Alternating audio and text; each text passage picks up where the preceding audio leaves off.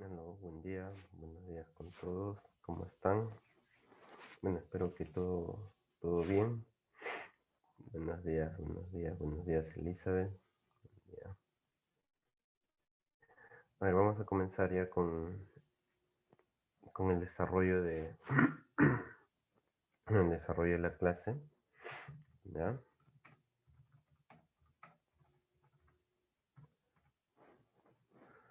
Bueno, el tema correspondiente a esta octava semana, ¿no? Octava semana. Un momento. Se observa la pantalla, ¿no? Se observa, me escuchan, no hay problema, ningún inconveniente, ningún problema. Ya, listo. A ver, comencemos. Bueno, el tema que corresponde al día de hoy es el tema de gravitación. ¿Ya? El tema de gravitación. A ver, ¿qué vamos a tener presente acá? Primero, conocer la ley de gravitación universal, ¿no? En la cual justamente, ¿no?, se presenta la interacción entre los cuerpos, entre los planetas, ¿no? Una interacción a distancia, ¿no? Conocer también y comprender las leyes que rigen el movimiento de los astros. Hablamos de las llamadas leyes, ¿no?, de Kepler. Y también conocer y aplicar los conceptos de intensidad de campo gravitatorio y energía potencial gravitatoria, ¿no? ¿De acuerdo? Entonces ahí hablamos ya de cómo vamos a determinar justamente la intensidad del campo gravitatorio de un planeta, ¿no?, las cercanías de un planeta, ¿no?, o a una cierta distancia considerable, ¿no? ¿Ya? Y cómo es la energía también producto de esa interacción, ¿no? Esa interacción que se manifiesta debido a esa interacción a distancia entre esos cuerpos que tienen cierta masa. Bueno, en este caso tenemos presente, ¿no?, la ley de gravitación universal. Justamente uno de los que estudió los fenómenos, ¿no?, que tenemos presente en cuanto a la interacción, por qué los cuerpos caen, fue en este caso Newton, ¿no? Y ahí justamente vemos, ¿no?, la famosa caída de la manzana. Y a este fenómeno, a este hecho de cual los cuerpos caen, en una primera instancia le llamaron gravedad, ¿no? Esta definición, este proceso del análisis del fenómeno ha ido evolucionando a medida que pasaban los años, ¿no? Ahí nos dice, ¿no? Justamente Isaac Newton, bueno, determinó que tanto la atracción, ¿no?, que se manifiesta por parte del planeta Tierra hacia los cuerpos que caen hacia su superficie, ¿no?, tenía el mismo carácter, ¿no?, que la interacción que se manifestaba entre el planeta y en este caso la Luna, ¿no? ¿De acuerdo? Y tenía en cuenta ahí que había una interacción de la misma naturaleza, o sea, del mismo, digámoslo así, origen, manifestación, ¿no? O sea, estaban interactuando. Entonces indicaba, ¿no?, a esa interacción que se manifiesta, ¿no?, le decía, ¿no?, gravedad, ¿no? Es la misma con la cual los cuerpos son atraídos hacia la superficie de la Tierra, y debido a la gravedad también estos satélites, ¿no?, la Luna, están orbitando alrededor del planeta. Debido a esa gravedad, esos cuerpos no se alejan, decían, ¿no? Entonces ahí indicamos, ¿no? Dice, la misma fuerza que provoca la caída de la manzana mantiene a la Luna y los satélites orbitando la Tierra, a los planetas alrededor del Sol, a las estrellas alrededor del centro de la galaxia, etcétera, ¿no? O sea, es la misma fuerza, ¿no?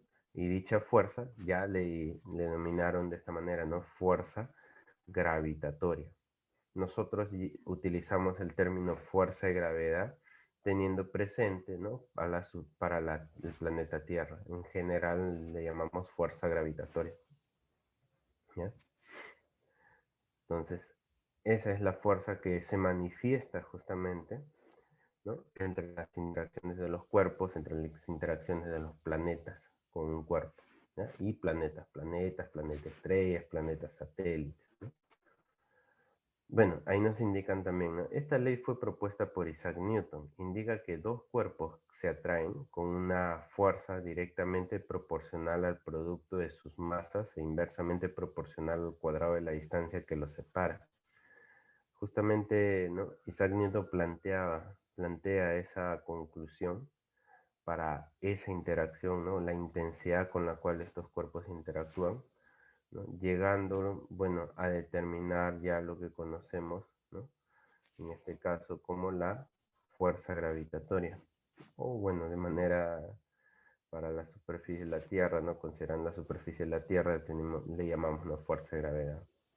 Entonces, esa fuerza gravitatoria es F sub g, resulta ser el producto de una constante, ¿no?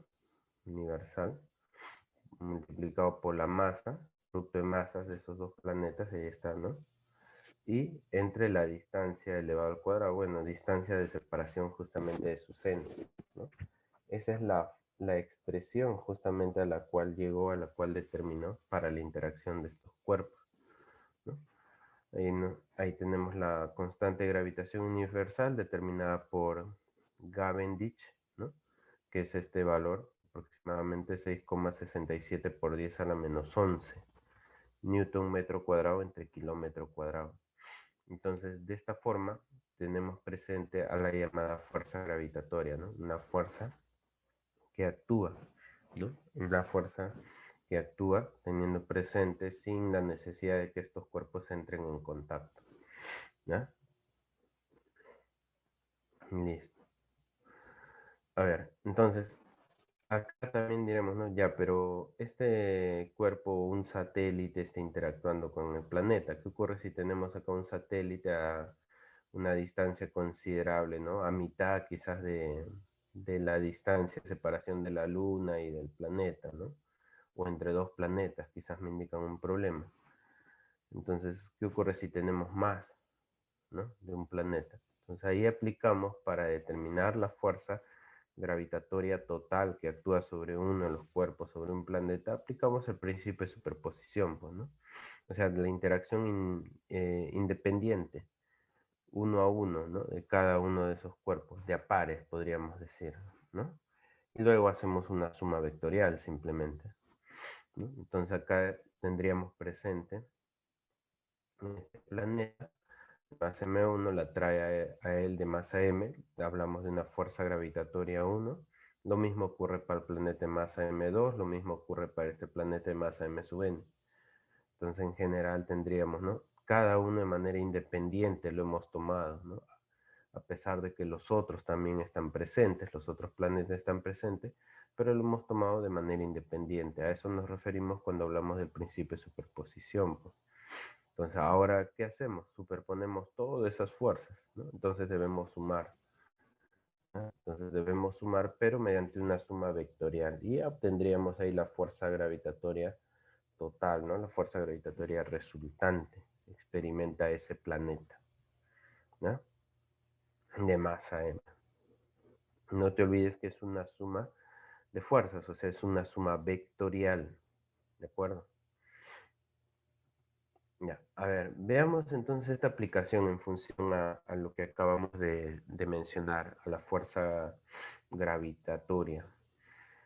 Bueno, ahí justamente una pregunta de examen de admisión, ¿no? Del 2018. Nos dice ahí, calcula aproximadamente la magnitud de la fuerza de gravedad terrestre en Newton sobre una nave espacial que se encuentra a 12.800 kilómetros de distancia de la superficie terrestre. La masa de la nave es de 1.350 kilogramos. Considere que la constante de gravitación universal tiene este valor, ¿no? Y el radio de la Tierra es 6.370 kilómetros. Y de masa de la Tierra, 5,87 por 10 a la menos 24. Mira, pregunta examen de admisión, ¿no? Lo único que tenías que tener presente ahí, como te pide la magnitud, se refiere al módulo. O sea, utilizar esta expresión, pues, ¿no? ¿Te das cuenta? Entonces solo teníamos que utilizar ahí la expresión. A ver, ahí tenemos el gráfico. el radio, ¿no? Cuyo valor de datos, la distancia a la superficie de la Tierra, desde la nave a la superficie también nos dan de datos, y la masa de la nave también nos dan de datos, ¿no? Bueno, además de la masa del planeta. Entonces acá, utilizando esta expresión, sería la constante de gravitación universal, producto de masas, masa de la Tierra, masa del planeta Tierra por masa de la nave, entre la distancia, ¿no? De la nave al centro del planeta. Es al centro, no a su superficie, ¿ya? Eso es lo que estamos teniendo presente acá en el gráfico también. Bueno, entonces sería R más H. Pero todo eso elevado al cuadrado. Esa sería la distancia. Bueno, habría que reemplazar valores y tener cuidado con las unidades de medida. Constante de gravitación, la masa de la Tierra, la masa de la nave, la suma de los radios, ¿no? Están en kilómetros, hemos pasado a metros, y lo elevamos al cuadrado. ¿De acuerdo? Bueno, operando todo ello nos sale 1463 newton. ¿Qué sería el valor justamente de la fuerza, ¿no? De la fuerza de gravedad terrestre que nos pedían, ¿no? Bueno, y esa era la respuesta, ¿ya? Como ves, básicamente es una aplicación, ¿no? Esta pregunta. Solo había que recordar cuál era la expresión para determinar, ¿no? Para determinar esa fuerza gravitatoria. ¿De acuerdo? A ver, chicos, seguimos entonces. Están ahí, ¿no? Sí, no hay ningún problema, ¿no? ¿Me escuchan? ¿Se observa la pantalla? ¿Sí? Que no me han respondido todavía. Bueno, van ingresando ya algunos compañeros también. Ya, seguimos. Ya, ya. Entonces, ya sabemos que hay interacción entre el planeta y los satélites a su alrededor, a su entorno, ¿no? También entre el planeta Tierra y los cuerpos en las inmediaciones de su superficie, ¿no? Inclusive esa interacción ya nosotros lo hemos graficado en estática, también se ha estudiado cierto aspecto, ¿no? En cinemática, pero hoy día estamos viendo, digamos, ya de manera más general, más profunda, este aspecto de la gravitación, ¿no? Universal. A ver, también habría que tener presente acá lo siguiente, ¿no? Tendríamos que tener presente qué ocurre en sí, justamente cuando lanzábamos un objeto desde una superficie alta, ¿no? De la Tierra, por ejemplo, acá en una montaña, ¿no? Entonces Newton se planteó esto, bueno, y se preguntaba, ¿no? Ya, si el satélite o si la Luna está en órbita, ¿no?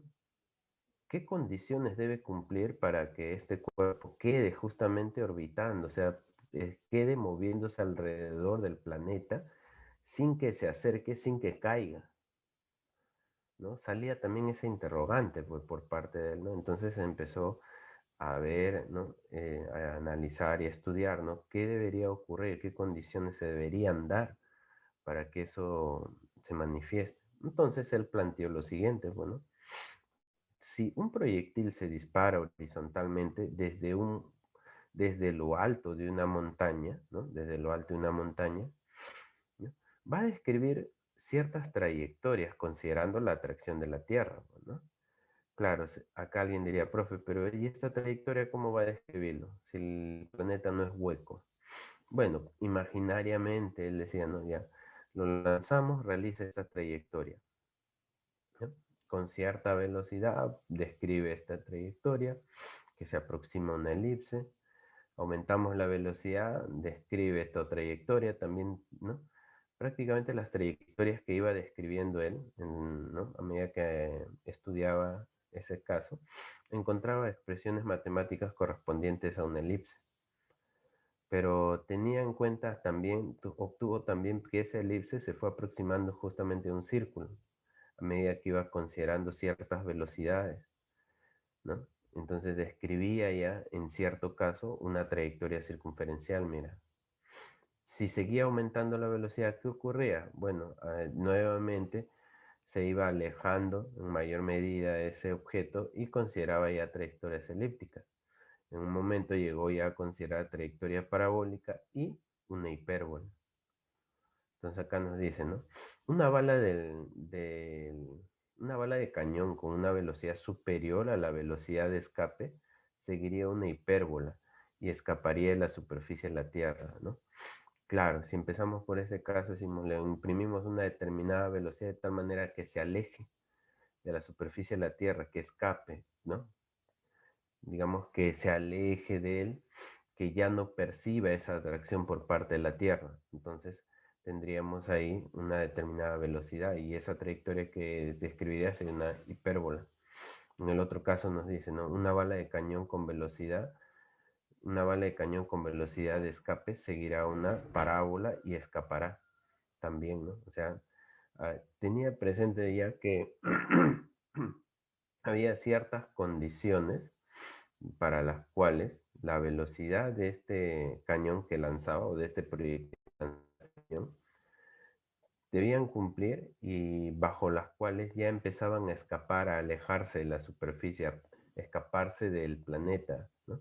A escaparse de esa interacción gravitatoria. ¿De acuerdo? Entonces, él estableció acá lo siguiente, dice, a la rapidez necesaria para que la bala describa una trayectoria circunferencial al ras de la superficie terrestre, ¿no? Trayectoria circunferencial, ¿eh? Sin considerar la resistencia al aire, claro, se desprecia resistencia al aire en ese proceso. A esa velocidad lo denominó primera velocidad cósmica.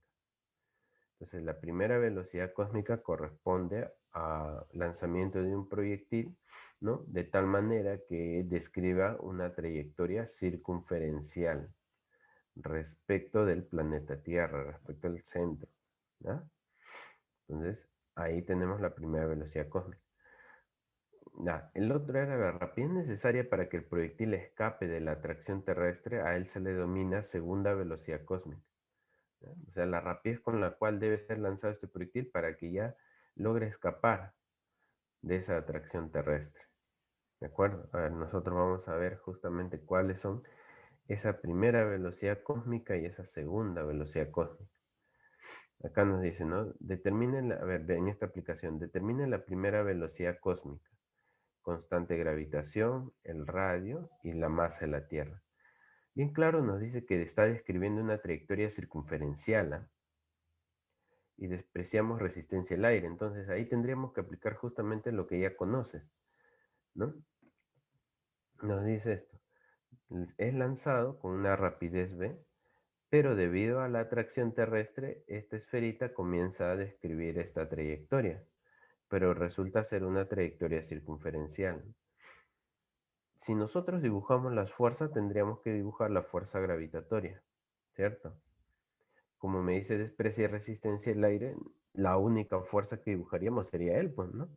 No hay resistencia al aire. Y esa fuerza de atracción, entonces va a hacer que esta trayectoria que describa, ¿no? Circunferencial, va a concluirse que esta fuerza de gravedad va a ser perpendicular a esa velocidad, ¿no? Debido a que describe esa trayectoria circunferencial. Por lo tanto, teníamos presente que esto está dándose en las cercanías de la superficie de la Tierra. Entonces, aproximadamente la distancia de este cuerpo que ha sido lanzado hacia, ¿no? hacia el centro de la Tierra, esta distancia entre el cuerpo y el centro de la Tierra es aproximadamente el radio terrestre. Por eso decimos, ¿no? Que esta velocidad, esta primera velocidad cósmica corresponde para cuerpos que describen trayectoria circunferencial, pero ¿no? A una cierta distancia, cercanas a la superficie de la Tierra, ¿no? Entonces, esa altura respecto a la superficie lo podemos, digamos, despreciar, ¿no? Y poder trabajar con el radio terrestre. Ya, tú recuerdas por tu teoría que si él es la única fuerza, ¿no? Que actúa sobre este cuerpo, fuerza gravitatoria, y describe una trayectoria circunferencial, aquí justamente Newton nos indicaba, acá se debe cumplir la segunda ley de Newton, ¿no? Pero aplicado a este caso de un movimiento circunferencial. Entonces aplicamos ahí que esa fuerza de gravedad sería la fuerza centrípeta. Y esa fuerza centrípeta es igual a la masa, ahí está, la rapidez al cuadrado entre el radio. Masa por aceleración centrípeta, ¿no? Y la fuerza gravitatoria es constante gravitación producto de masas sobre el radio al cuadrado. Como les dije, vamos a considerar ese radio prácticamente aproximado al radio terrestre. ¿Ya? Listo, porque está en la cercanía de la superficie. Bueno, con esta expresión, simplificando, despejamos justamente la rapidez. Y esa rapidez nos sale raíz cuadrada de constante gravitación, masa de la Tierra entre el radio terrestre. Entonces, esa rapidez, ¿no?, que me piden, la llamada primera velocidad cósmica, ¿no?, viene a ser 7,84 kilómetros por segundo.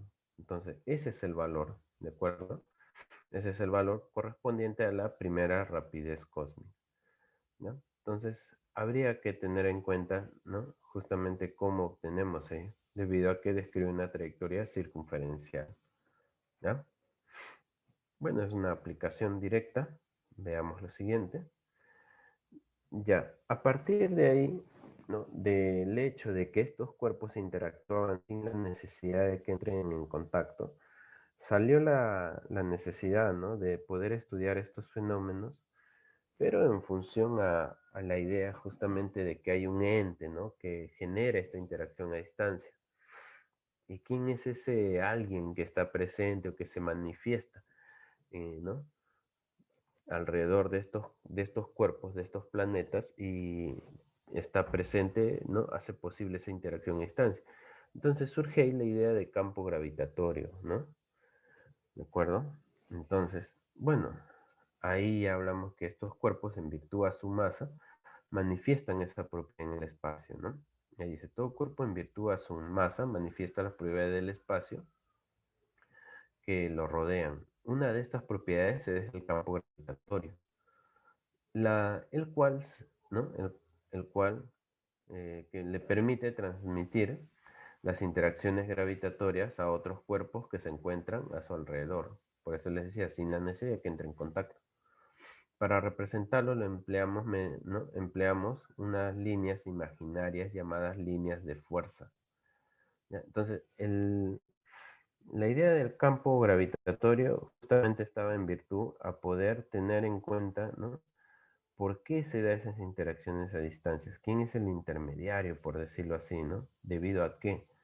Entonces se tiene presente que estos cuerpos manifiestan esa propiedad, ¿no?, a través justamente de este campo que rodea a dichos cuerpos, ¿no? Entonces luego había que medir también, ¿no?, ese campo gravitatorio en cada punto. Ahí hablamos, ¿no?, de la intensidad del campo gravitatorio, ¿no? Y tener presente como la manifestación de ese, ¿no?, la manifestación de ello era mediante una interacción de atracción de los cuerpos, o sea, mediante las fuerzas.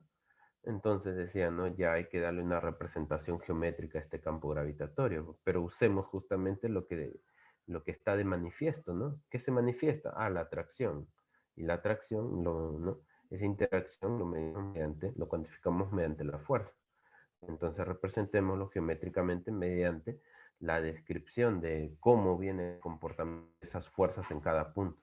Por eso acá se le da ese nombre ya, ¿no?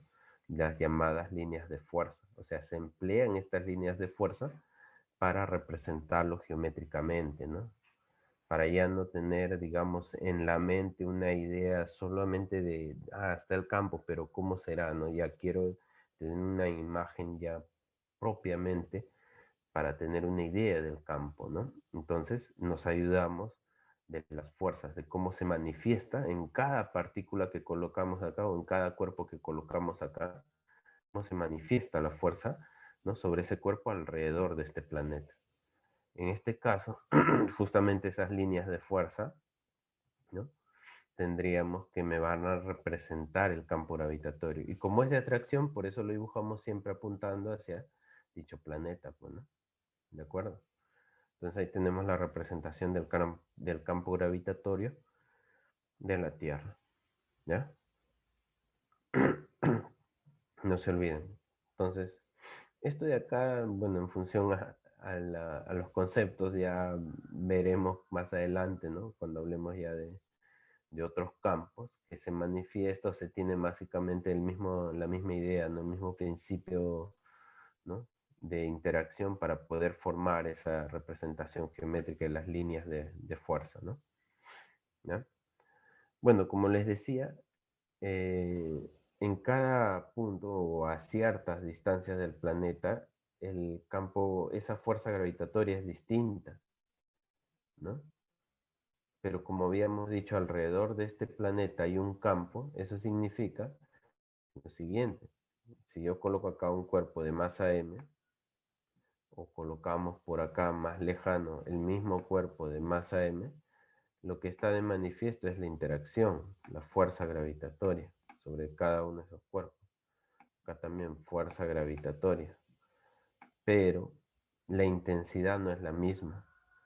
¿Y que se había tenido presente? Mira, pero si estoy trabajando con el mismo cuerpo, o sea, que tiene la misma masa, ¿no? La misma masa. Eso significa que el campo que tenemos presente, el campo gravitatorio alrededor de este cuerpo, no tiene la misma intensidad en cada punto, ¿no? O sea, a ciertas distancias de este planeta no tiene la misma intensidad en toda esa región, ¿no? Esa intensidad va a ser distinta en cada punto y va a depender de una distancia, a qué distancia estemos del planeta. Entonces ahí tenemos que hablar de la intensidad del campo gravitatorio, ¿no? Porque vemos que justamente esa medida de la fuerza gravitatoria no es la misma. Y se concluye, si la masa es la misma, ¿de quién depende? Bueno, entonces de la intensidad del campo en cada uno de esos puntos, ¿no?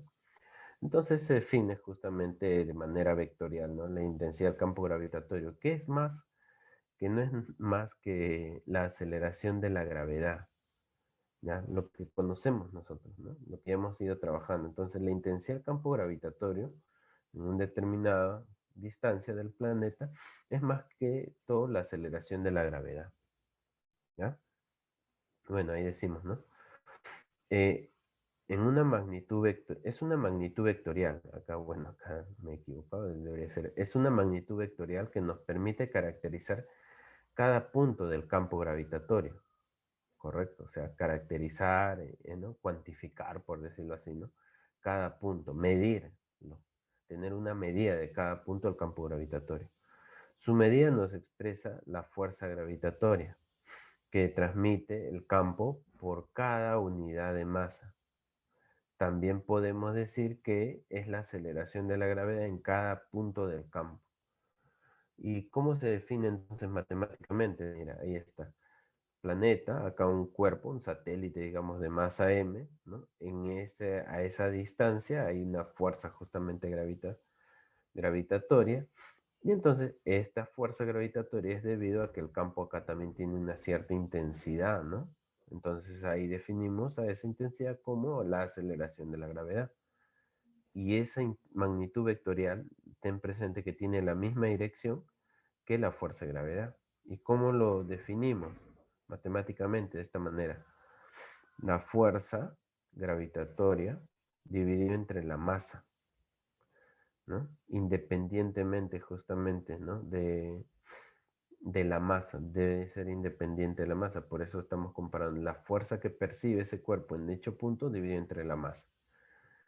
Y de esa manera se define ya la intensidad del campo gravitatorio.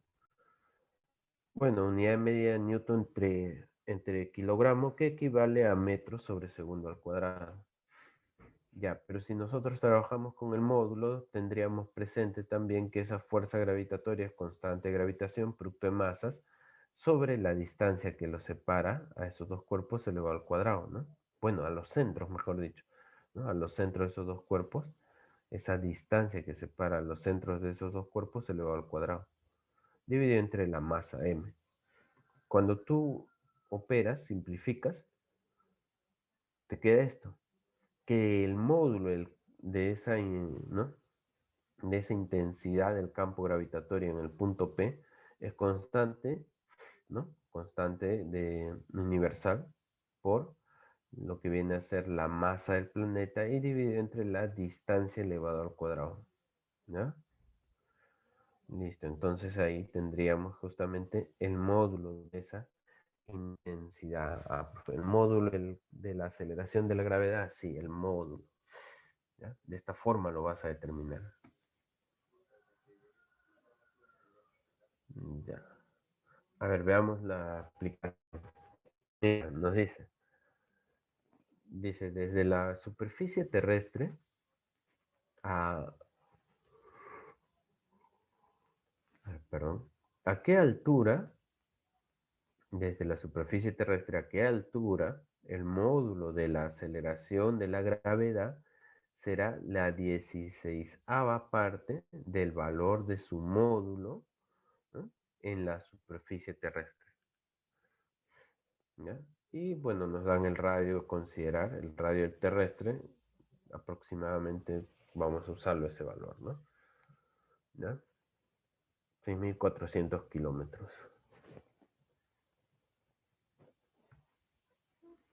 Ya, a ver, nos piden a qué altura h, ¿no?, el módulo de la aceleración de la gravedad será, ¿no?, un 16avo del valor de la gravedad en la superficie terrestre.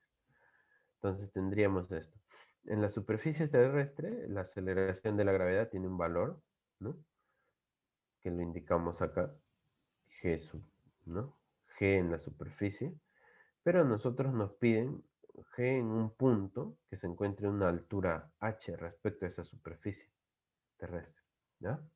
Digamos, la aceleración de la gravedad en el punto P. Y por condición del problema nos dicen esto, ¿ya? Que el valor de la gravedad en P es igual a la 16ª parte del valor de la gravedad en la superficie. A ver, veamos. Entonces, como ya tienes ahí, ¿no?, la relación, utiliza justamente la definición, ¿no? La definición, o bueno, la expresión que nos quedó, ¿no?, a partir del uso de la definición para lo que viene a ser este valor de la aceleración de la gravedad. Era la constante de gravitación por la masa del planeta dividido entre la distancia del centro del planeta de dicho punto, que sería el radio del planeta más h elevado al cuadrado, ¿no? Ahí está, mira. ¿De acuerdo? Esa expresión para la gravedad en P. Eso debe ser igual a un 16avo de la gravedad en la superficie. Pero eso sería constante gravitación por la masa del planeta sobre el radio de la Tierra elevado al cuadrado. Bueno, aquí podemos ir simplificando ya algunos términos. Nos quedaría esta igualdad, ¿no? Podemos sacar raíz cuadrada también. Sacamos raíz cuadrada.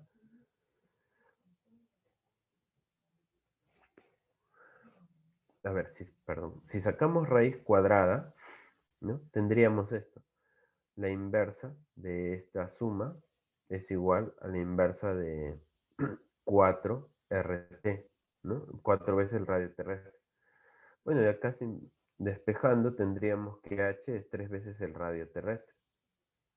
Pero si h es 3 veces el radio terrestre, a nosotros nos pedían, ¿no?, ¿a qué altura? Justamente nos piden h, acuérdate. Entonces sería 3 por el radio terrestre que nos dan, ¿no? 6.400. Y 3 por 6.400 nos sale 19.200 kilómetros. Y esa sería la respuesta, ¿no? Bueno, la aplicación también, ¿no?, inmediata. Solo habría que recordar, ¿no?, cómo determino la aceleración de la gravedad, ¿no?, su módulo en un cierto punto, ¿no?, a determinada distancia del centro de la Tierra, ¿ya? ¿De acuerdo? Ya.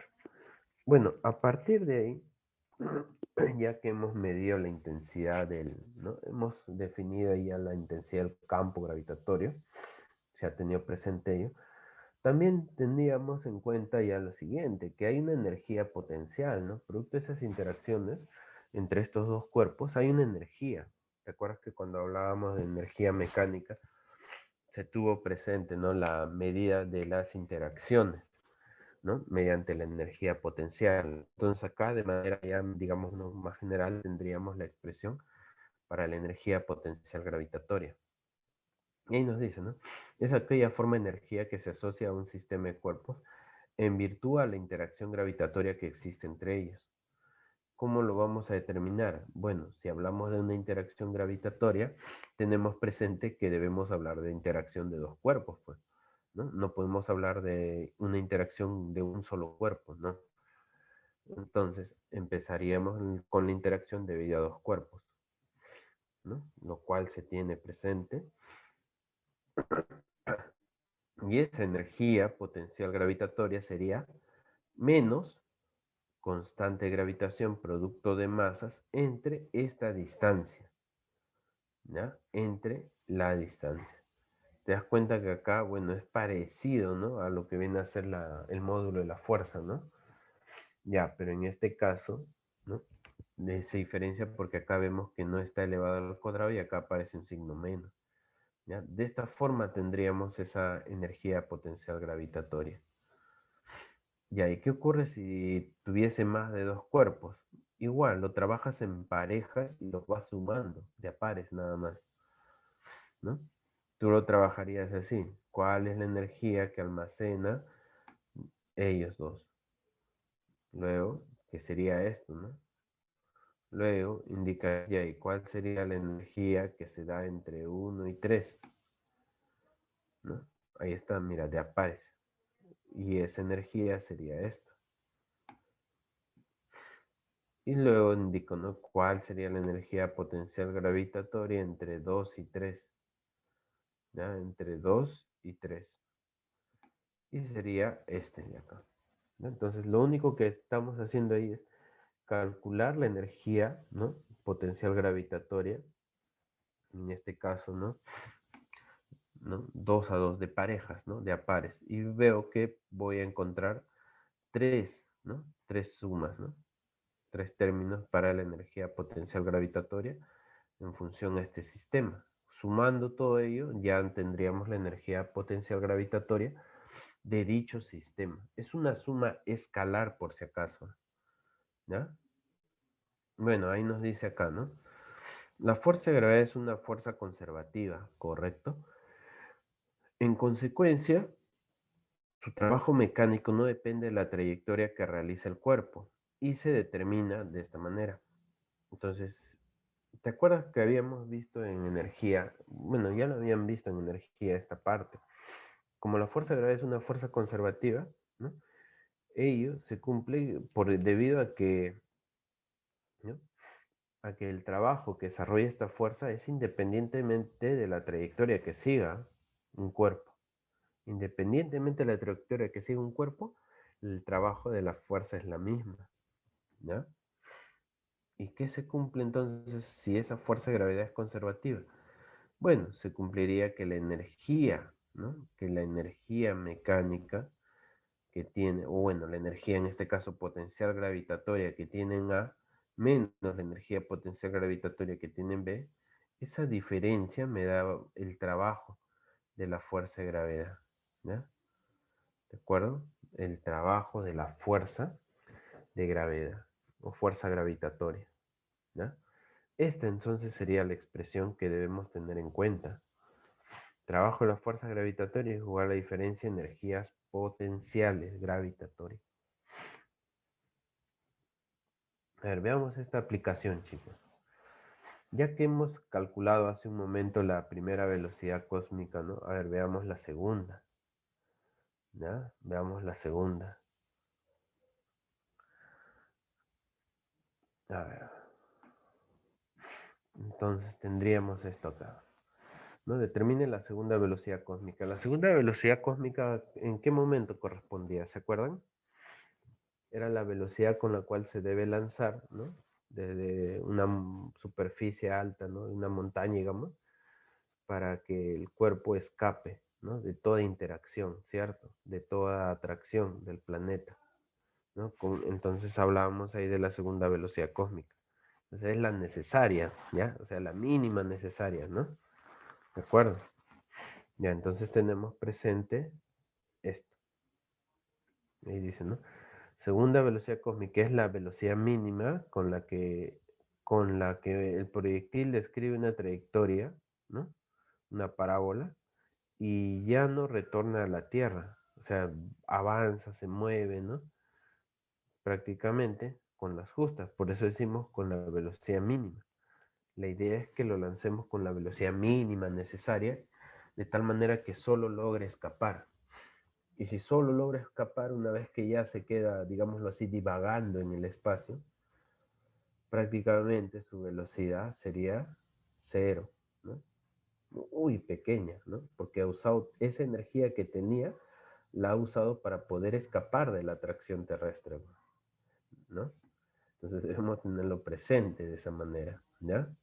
Entonces la energía cinética que él presenta la va a usar para escapar de esa, ¿no? De esa atracción del planeta. Ya. Pero ¿cómo planteo, profe, entonces, cómo hallaré esa segunda velocidad cósmica? Aquí ten presente justamente lo que habíamos dicho al último. La fuerza de gravedad es una fuerza conservativa, ¿no? Y habíamos dicho que ello se cumple debido a que, ¿no? A que independiente de la trayectoria que siga un cuerpo, ¿no? El trabajo que la fuerza de gravedad realiza, ¿no? Es independiente de esa trayectoria, sería la misma que vaya en línea recta, o en línea curva de un punto A a un punto B, ¿no? Entonces hablamos ahí de conservación de la energía. Ya, entonces acá tendríamos esa conservación de esa energía mecánica, tendríamos que aplicarlo acá, ¿no? Ahí está, mira, lo lanzamos y se va alejando, ¿ya? Bueno, ahí decimos, ¿no? Sobre el proyectil solo actúa la fuerza de gravedad, por lo tanto se conserva la energía mecánica del sistema. Energía mecánica del sistema se conserva. Ya, apliquemos entonces esa conservación. Ahí está, mire. Energía mecánica del sistema al inicio igual a energía mecánica del sistema al final. ¿Cuál es la energía mecánica de todo este sistema al inicio? Al inicio, la partícula o la esferita tiene, en este caso, velocidad, ¿no? Entonces sería energía cinética. Al inicio hay una interacción que logra percibir esta esferita con el planeta, ¿no? Y al final, él como está muy alejado, bueno, vamos a colocarlo ahí, prácticamente la energía potencial gravitatoria sería nulo, ¿no? ¿De acuerdo? ¿Sí? Ya, él se aleja. Y bueno, y como está alejándose, habíamos dicho que es la velocidad es la necesaria además para que logre escaparse de esa interacción, de esa atracción terrestre. Bueno, entonces prácticamente al final la velocidad vale cero, ¿ya? Entonces tendríamos esto.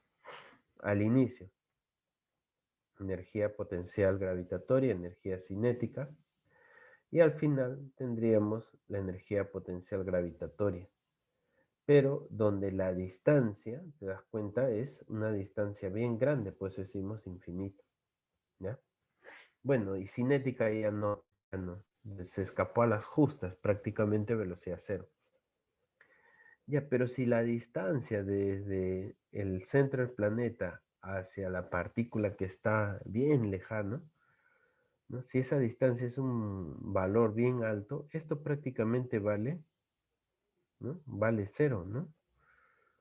Claro, a medida que va aumentando esa distancia, ¿no? A medida que se va alejando esa distancia desde el centro, va aumentando. Y a medida que aumente, ¿no? Prácticamente tendríamos esto, que la rapidez inicial al cuadrado entre 2 es igual a constante por la masa entre el radio terrestre. Pero si ya despejamos, si despejamos o acomodamos, tendríamos esto. Mira, ¿no? Tendríamos esto, constante G, el radio terrestre, acá al final radio al cuadrado y raíz cuadrada, ¿no? ¿Sí? Ya está. Ya,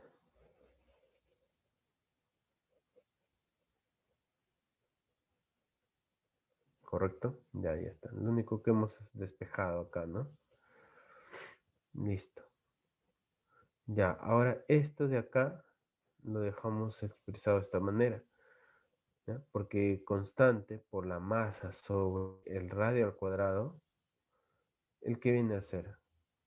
Estos tres, constante de gravitación por la masa por el radio al cuadrado. ¿Eso no era la gravedad? Sí, ¿no? Mira, el problema anterior, ¿ah? La gravedad es... Ahí está, mira. A ver, vamos a ponerlo para que lo recuerdes, ¿ya? Ahí está, mira. Constante gravitación, la masa de distancia al cuadrado. Masa del planeta y la distancia del cuerpo, del centro del planeta a dicho cuerpo. Ya, pero cuando vamos a ver esa expresión que hemos dejado, esto, ¿no? Ahí. ¿Qué obtenemos? Mira, hemos obtenido constante, la masa del planeta y el radio al cuadrado. Pero esto de acá nosotros lo conocemos como, bueno, sin el 2, ¿no? Esto más, ¿cómo lo conocemos? Como intensidad del campo gravitatorio, ¿no? Entonces nos quedaría esto, o aceleración de la gravedad, simplemente. Nos quedaría raíz cuadrada de 2 veces aceleración de la gravedad por el radio terrestre. Y todo eso raíz cuadrada, ¿no? Bueno, si reemplazas ya los valores, consideremos la gravedad en la superficie, pues 9,81. El radio terrestre, consideremos este valor, ¿no? Ahí están de dato. Entonces nos saldría 11,179 kilómetros por segundo, ¿ya? ¿De acuerdo? Ya, entonces tendríamos esto. Acuérdense que cuando esta esferita es lanzada, acuérdate que por conservación de la energía, ¿no? Una de las formas de energía se va transformando en otra. O sea, la energía cinética se va a transformar en energía, ¿no? Potencial gravitatoria, ¿ya? Por eso les digo, ¿no? Si él iba avanzando, la fuerza de gravedad, ¿no? La fuerza de gravedad es de atracción, esa interacción. Entonces, ¿qué va a hacer?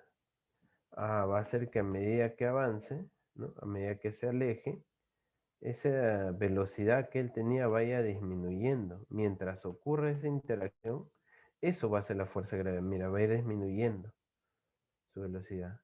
Entonces, prácticamente cuando se ha alejado, nos dice, ¿no? Cuando está bien lejos ya de este centro, ¿no? Bien lejos se encuentra, ¿no? En el infinito decimos, entonces ya no percibe esta interacción, ¿no? Fuerza de gravedad ahí prácticamente nulo. Porque está muy lejano, pues, ¿no? Entonces, ¿qué tendríamos? Solamente diríamos ya, pero como me dicen la velocidad mínima con la cual debo lanzarlo es para que logre escapar a las justas, ¿no? Si quiero que escape a las justas, ya poco a poco va a ir deteniéndose y cuando ya no hay fuerza, su velocidad cero. ¿Ya? Entonces, eso es lo que debemos tener presente. ¿Ya? ¿De acuerdo? Entonces, ahí sería, ¿no? Lo que está ocurriendo, lo que planteamos para la segunda velocidad cósmica. ¿Ya? Listo. A ver.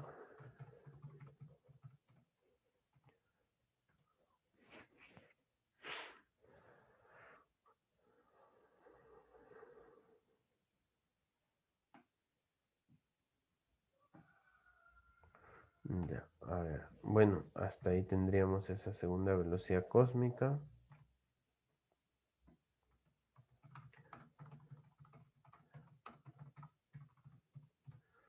Ya, a ver, chicos. Ya, entonces, bueno, ahí acaba esa parte, ¿sí? La segunda velocidad cósmica. Entonces, como ven, aquí lo que utilizamos ya para ese cálculo es básicamente, ¿no? Lo que viene a ser la conservación de la energía, ¿ya? Y para la primera velocidad cósmica solo utilizábamos, ¿no? El movimiento circunferencial, donde el cuerpo va a orbitar en una trayectoria circunferencial, pero cercano a la superficie terrestre, ¿no? Por eso ahí considerábamos el radio de esa órbita prácticamente el radio terrestre, ¿ya?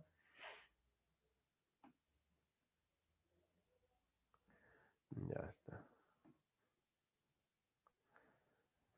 Ya, a ver, veamos las leyes de Kepler ya para seguir avanzando. Bueno, estas leyes de Kepler han sido establecidas, bueno, por eh, Kepler, ¿no? Y también teniendo en cuenta, ¿no? Aportes de, en este caso, un conocido de él, ¿no? Llamado Tycho Brahe, ¿no? Y estas leyes están en base a múltiples observaciones que él realizaba a los astros, ¿no? A ver, vamos a compartir acá una imagen, un video. Ahí voy a compartir el sonido, espero puedan escucharlo. Tienen audífonos, ¿no, chicos? Sí, su audio está bien, ¿no? Ya lo voy a compartir esta imagen. Vamos a escuchar breve nomás, ¿eh? A ver, un momento ahí. Era Johannes Kepler. Kepler veía en el Sol la mayor chimenea del universo. Sin embargo, en su vida emocional, sobre todo cuando era niño, hubo muy poco calor. El padre de Kepler, un soldado raso, mercenario, abandonó pronto su familia. Más tarde su madre fue procesada por ejercer artes de brujería. Lo que no se sabe es si Kepler, senior, huyó porque ella pudo haber sido una bruja. En ausencia de su padre, Johannes fue visitado constantemente por la pobreza. Y pese a los pretendidos hechizos de su madre, también por la enfermedad. Sus antecedentes son todo un reto a muchas contemporáneas nociones de herencia y medio ambiente. Aunque Johannes Kepler mostrase la destreza y curiosidad de un genio matemático, parecía un candidato muy poco probable para resolver ciertos problemas fundamentales del universo. Al comienzo de su carrera, Kepler se dedicó a la enseñanza en un colegio de Graz, cerca del río Mur, al sudeste de Austria. Pero, como muchos otros antes y después de él, encontraba la enseñanza más frustrante que gratificante. Así que se esforzó con modelos geométricos de los movimientos planetarios, pero pronto se dio cuenta de que sus datos astronómicos no eran suficientemente fidedignos.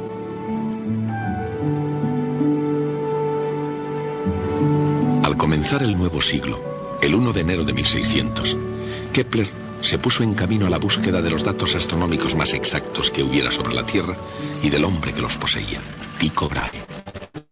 Nacido en una clase social bastante despreocupada, Tycho sorprendió a la nobleza danesa por su decisión de hacer algo que mereciera la pena. Su pasión por la astronomía se convirtió en su razón para vivir, y los últimos 38 años de su vida dibujó los mapas de los cielos con extraordinaria precisión. Nadie en el mundo apreció mejor que Johannes Kepler el valor potencial de aquellas observaciones de Tycho.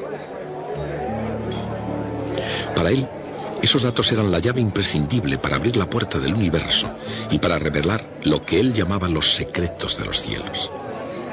Bueno, a ver, ¿me escuchan? Sí, ¿no?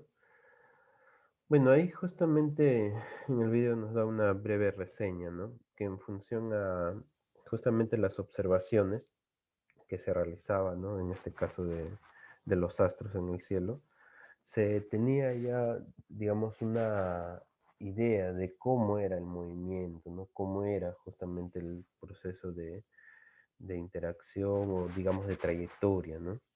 Lo que justamente a Kepler le faltaba, él tenía conocimientos matemáticos, ¿no? Geométricos, ¿no? Los aspectos matemáticos. Lo que le faltaba era precisar de manera adecuada justamente esas observaciones, ¿no? Para poder aterrizar mejor los conceptos o lo que él quería plasmar, ¿no? En su trabajo. Entonces, es justamente... Era Johannes Kepler. Eso es Kepler era justo ya lo Johannes Kepler. que tenía presente en este caso Tycho Brahe, ¿no? Entonces, en función a eso, a esas observaciones, él, como dice bien en el video, ¿no? Él aprovechó al máximo esas observaciones y plasmó, ¿no? Todo lo que conocía de matemática, teniendo en cuenta esas observaciones para dar justamente las llamadas leyes de Kepler, ¿no? En estas leyes, bueno, ya se presente, ¿no? Había ciertas teorías anteriores, ¿no? Teoría de Ptolomeo, en el cual justamente se hablaba de que el centro del universo era el planeta Tierra y que alrededor de la Tierra giraban todos los astros, ¿no? Lo cual, bueno, a partir de cierta teoría se descartó. Luego se tenía presente también que, bueno, el centro del universo era el Sol, pero que los astros orbitaban, ¿no? Describiendo trayectorias circunferenciales, lo cual también no comprobaba, no se verificaba, digamos, matemáticamente en función a las observaciones que hacían de los astros, ¿no? Entonces, llegó Kepler ya para establecer estas leyes que vamos a indicar ahorita, ¿no? Entonces, él estableció estas leyes, ¿no? La primera ley es la ley de las órbitas, ¿no? E indicaba justamente que todos los planetas se trasladan alrededor del Sol describiendo trayectorias elípticas, ¿no? Además, el Sol ocupa uno de los focos de la elipse, o sea, ocupa un punto, ¿no? Muy justamente particular, ¿no? Presente en esas trayectorias elípticas, al cual denominamos foco, ¿no? Entonces, ahí, esto de acá es básicamente, ¿no? Digámoslo así, una ley en función, no cuantitativa, o sea, no es algo medido, ¿no? Sino más que todo fue formado de manera, en base a observaciones, ¿no? De forma cualitativa, ¿ya? En base a observaciones, en base a aspectos que se tenían, venían dando y que fueron comprobados a partir ya de la matemática. En la actualidad, justamente, es cierto, ¿no? Esas leyes de las órbitas que indicaba Kepler eran correctas, pues, ¿no?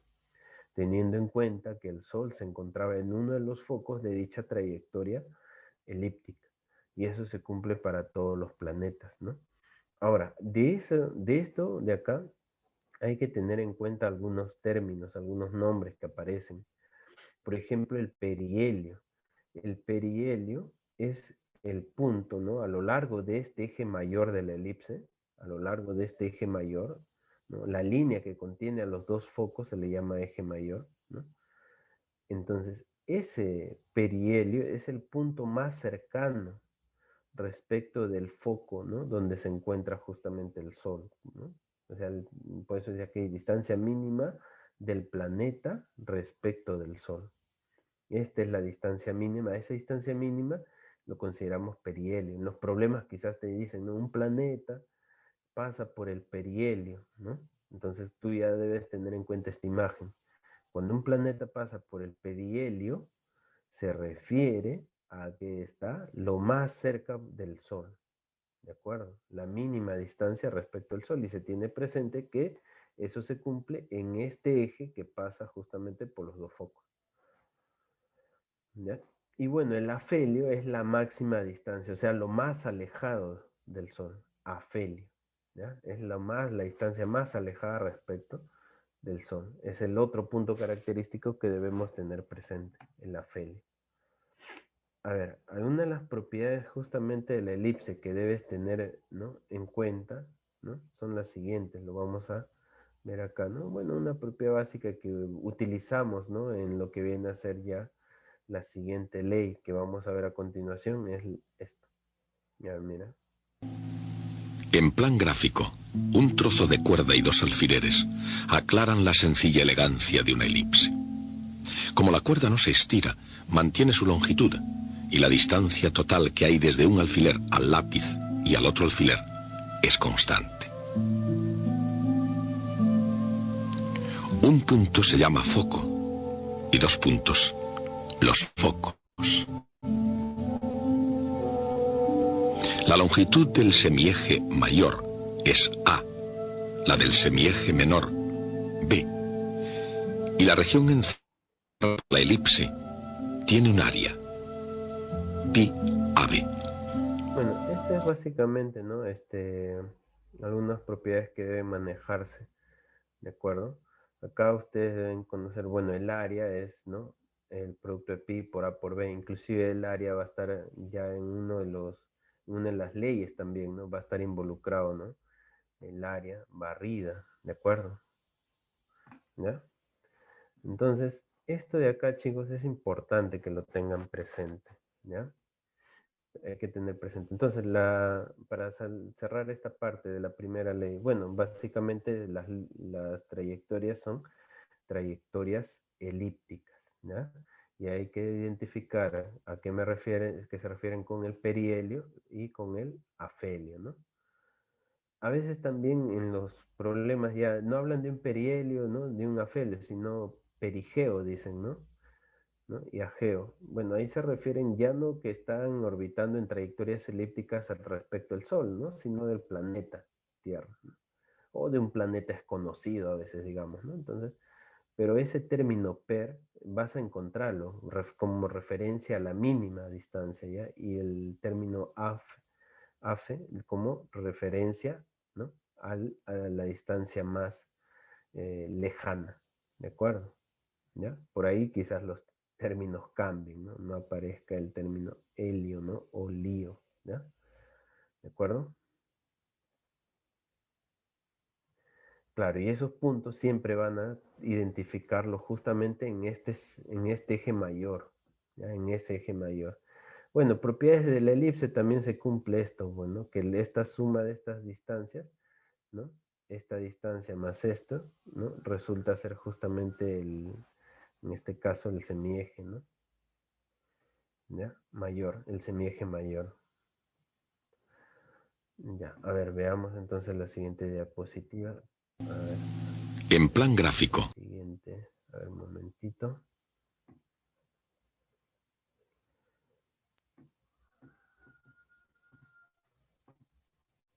Ya, la segunda ley de Kepler o ley de las áreas.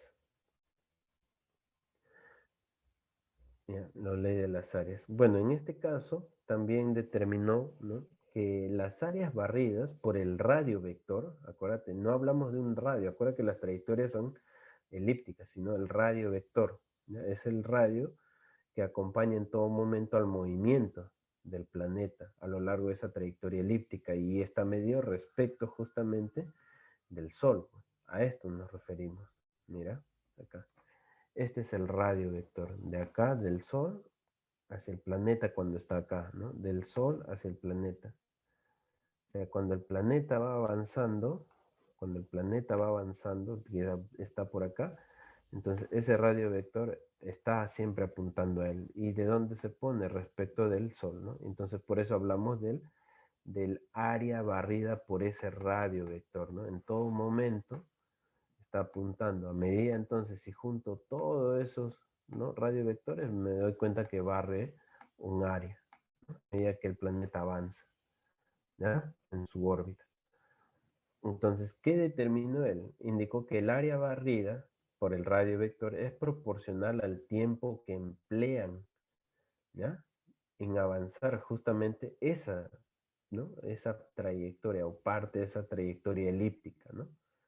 ¿Ya? A partir de ahí justamente tendríamos esto, que el área 1, ¿no?, que vemos acá en el dibujo, dividido entre el tiempo t1, es igual al área 2 dividido entre el tiempo t2, es igual al área A3 dividido entre el tiempo t sub 3. Y sería igual al área de toda la elipse dividido entre el periodo, pues, ¿no?, el tiempo que el planeta demora en completar su órbita. ¿Ya? ¿De acuerdo? Acá también a veces me decían, no, profe, pero ¿y si fuera la mitad? O sea, si lo divido así, si la órbita fuera de acá hasta acá, ¿no? De acá hasta acá. Ahí hablaríamos de medio periodo, pues, ¿no? Porque acá se va a repetir lo mismo, medio periodo, ¿no? ¿De acuerdo? Entonces ahí trabajo, sería el área, la mitad del área de la elipse, ¿no? El periodo, el tiempo sería medio periodo, ¿no? A veces en los problemas aparece solo trabajar con la mitad, ¿no? Entonces, tendríamos presente esto para la segunda ley, ¿de acuerdo? No te olvides, ¿eh? El área barrida por el radio vector es proporcional al tiempo, ¿no? A los tiempos, ¿ya? Por eso les mencionaba, ¿no?, el área de la elipse, y va a ser importante que lo tengas presente, ¿no?, según vimos en la imagen anterior. Bueno, acá nos manifiestan una observación también, ¿no? Bueno, si en este caso tenemos presente la interacción entre el Sol y este planeta, como ellos dos únicamente, acá también se llega a tener en cuenta que esta rapidez cuando está pasando por el perihelio, esa rapidez es máxima, y cuando pasa justamente por el afelio, esa rapidez es mínima, ¿ya? Y estas velocidades van a ser perpendiculares a este eje mayor, ¿de acuerdo? Perpendiculares a ese eje, ¿no?, que contiene justamente a esos dos focos, ¿ya? Entonces acá hablamos de una radio mínimo y acá hablamos de un radio máximo. ¿Qué se cumple acá? ¿Esto por qué se cumple? Esto está en función al momento angular. Se verifica que justamente como hay conservación acá del momento angular, porque para este sistema solo se da la interacción entre ellos dos, se llega a tener presente esto, que la rapidez mínima multiplicado por el radio máximo es igual a la rapidez máxima multiplicado por el radio mínimo. R por B. ¿Ya? No te olvides, eso se cumple, pero para esos dos puntos, ¿ah? Para el perihelio y para el afelio. No vayas a pensar, profe, entonces cuando está pasando por acá, también se cumple eso, esto es R y esto que sea B. ¿También se cumple R por B? No, porque acá ya ellos dos, el R y el B, te das cuenta que están formando un ángulo, ¿ya? Entonces ya es distinto la expresión, ¿no? Porque hay un ángulo que forman ahí. En cambio acá no. En cambio acá, ¿no? Como pasa por el eje mayor, si uno justamente el radio con la velocidad son perpendiculares, acá también el radio mayor con la velocidad son perpendiculares, entonces ahí se cumple esa relación, ¿ya? Y esto lo vas a usar bastante en los problemas para poder relacionar justamente la rapidez máxima y mínima. Y en los problemas a veces esta relación lo utilizamos cuando queremos hallar esa relación de ellos dos y aplicamos también en la solución quizás algunos aspectos de conservación de la energía, pues, ¿ya? Conservación también de la energía. Bueno, eso ya te vas a dar cuenta ahí en los problemas, ¿ya? A ver, ya, tendríamos entonces ello. Bueno, sigamos, a ver, nos salgamos de las leyes de Kepler. A ver, la tercera ley de Kepler, la ley de los periodos. En este caso nos habla de lo siguiente: el periodo de un planeta elevado al cuadrado es proporcional al cubo de la distancia media al Sol. ¿A qué se refiere a esto? Mira, ya, esto es el Sol y ahí está el planeta. La distancia media o el radio medio al Sol viene a ser esto, R, ¿no? Digamos el semieje mayor, bueno, o sea, del eje mayor la mitad, ¿de acuerdo? Pero esa mitad sería radio mínimo más radio máximo entre 2, o sería la mitad de este eje mayor, ¿no?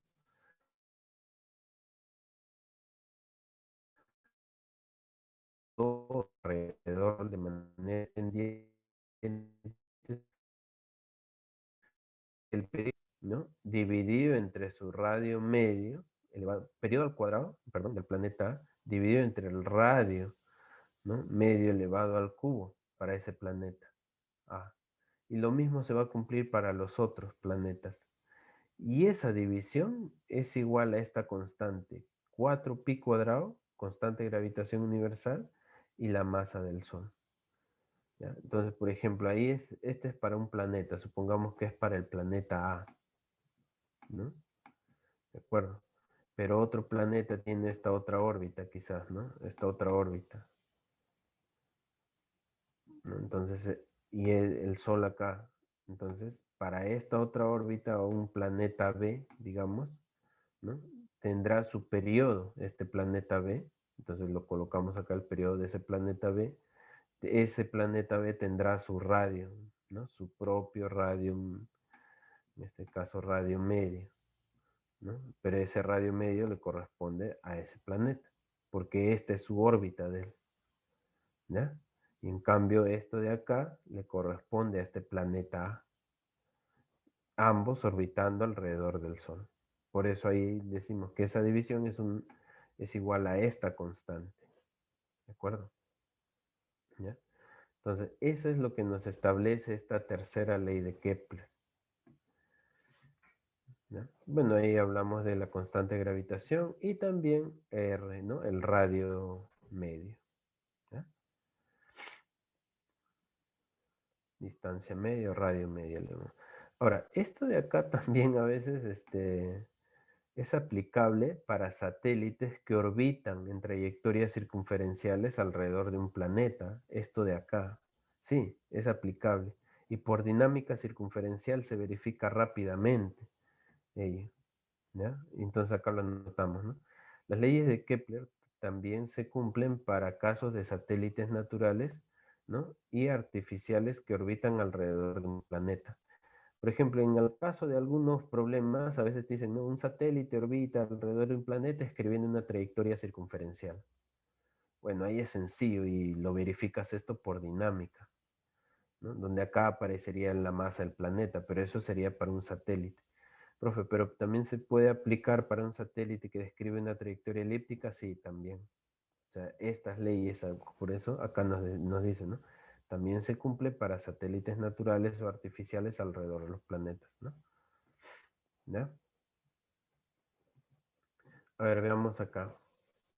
Mira, por ejemplo, acá justamente lo que te decía, ¿no? Va a haber algunos casos en los cuales nos consideren trayectorias, ¿no? Circunferenciales, como estamos acá, ¿no? Observando.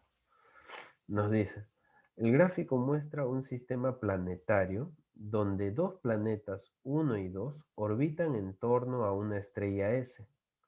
Planeta 1 y 2, y ahí está la estrella, el S, ¿no? Si se sabe que el periodo del planeta 1, el periodo del planeta 1 es 2 años terrestres y que el planeta 2, este planeta 2, tarda en ir desde A hasta B 4 años terrestres, determine el área encerrada por la trayectoria del planeta 2. Te pide esta área, donde el radio R mayúscula es 4 veces R minúscula. Ya, ¿cómo hallaríamos esa área? ¿Mm? ¿Cómo hallaríamos? Entonces, que inmediatamente pensarías acá, primero dirías, a ver, solo para el planeta 2, quizás tú pienses, ¿no, profe? La ley de las áreas, ¿no? El radio, el, el radio vector, ¿no?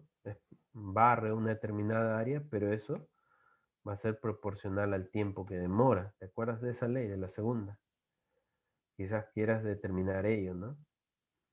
Ya, entonces el área es este tiempo que ya te dicen, ¿no? Ya te dicen que es 4 años terrestres. Ya, pero si quiero usar eso, ¿con quién lo podría relacionar? Porque otra área no me dan. La otra área que podría hacer es cuando completa toda la vuelta, pero cuando completa toda la órbita, perdón, cuando completa toda la órbita, ya no hablarías de un tiempo t, sino de un periodo de ese planeta 2. Entonces te das cuenta que si quiero relacionar ello, tendría que hallar este periodo, pues. Porque toda la órbita, bueno, lo podrías relacionar, ¿no? El área de toda la órbita lo puedes hallar en función al radio, pero sí me faltaría el periodo, ¿no? A ver, veamos entonces en base a esa idea, ¿no? Como nos piden el área 2 de esto, entonces acá coloco el radio es 4R, ¿no? Por la segunda ley de Kepler, ¿qué decimos? El área barrida, ¿no? Por el radio vector es proporcional al tiempo. Entonces diría, ¿no? Área A2 entre el periodo 2, o sea, el área total de la órbita, ¿no? Del planeta 2. Todo el área de esta circunferencia, sí. Entre el periodo de ese planeta 2 sería igual al área sombreada entre el tiempo que demora en ir de A hasta B. Ya, pero acá ya hay algunos datos que tenemos. Esto no, lo dejamos así. El área le llamamos A, el área sombreada, y el tiempo es 4, ¿no? Entonces, si queremos hallar el área, tendríamos que hallar esta división, ¿no? A ver, lo dejo ahí 1, ecuación 1. Y ahora, pero como he involucrado al periodo del planeta 2, entonces recuerdo también que hay una ley de Kepler, que es la tercera, que nos habla justamente, relaciona el periodo de un planeta con el radio, ¿no? En este caso, y como es circunferencia, sería su radio medio, sería esto, pues, R. Pero él lo puedo relacionar también con el otro planeta, el periodo y el radio medio de este otro planeta, ¿no? A ver, entonces apliquemos esa tercera ley. Acá está. El periodo al cuadrado del planeta 1 entre el radio medio del planeta 1, que sería R minúscula elevado al cubo, debe ser igual al periodo del planeta 2 elevado al cuadrado entre el radio medio del planeta 2 elevado al cubo. ¿De acuerdo? Ley de los periodos. Ya, reemplazas, ¿no? Reemplazas únicamente. De datos dice que el periodo del planeta 1 es 2 años terrestres, reemplazas. El radio 1 es R minúscula, ¿no? El periodo del planeta 2 es lo que quiero hallar, es lo que quiero hallar. Y el radio del planeta 2 es 4 veces R minúscula, entonces lo reemplazo. Te das cuenta que acá el R al cubo se va a simplificar cuando desarrolle esto, ¿no? Y podré hallar el periodo. El periodo 2 nos va a salir 16. 16 años terrestres, en función a lo que nos dicen acá, pues. Como ya tengo el periodo 2, tendría que reemplazar en la ecuación 1, pues. ¿Ya? En la ecuación 1 me quedaría 2 entre 16 igual a entre 4. Por lo tanto, el área, ¿no? El área que nos indican ahí sería 4 veces el área sombreada, ¿no? Y nos dice, determina el área encerrada por la trayectoria del planeta 2. O sea, nos piden el área de toda esta, ¿no? De toda esta circunferencia. El área encerrada por la trayectoria del planeta 2. O sea, no me pide la trayectoria en ir de A hasta B, sino de todo, ¿ya? Entonces, esa área 2 es lo que nos piden.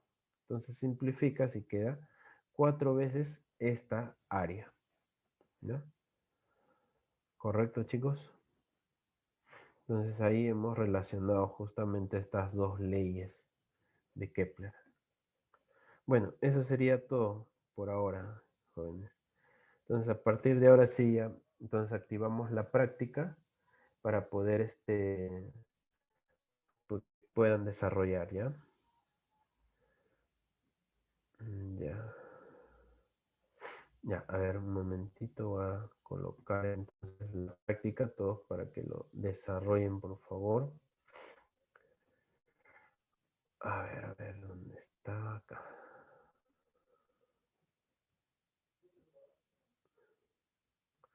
Es la número 8, ¿no?